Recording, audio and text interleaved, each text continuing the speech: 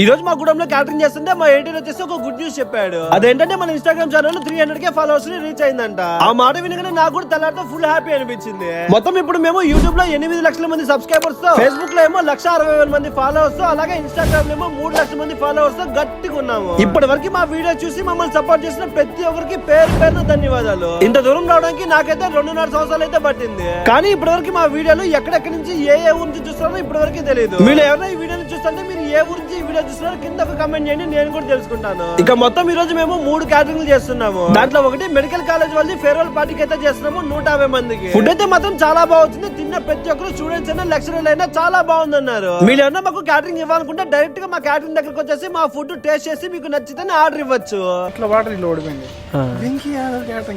Bro YouTuber కదా అని తినేసిన తర్వాత వచ్చి మాట్లాడదామని.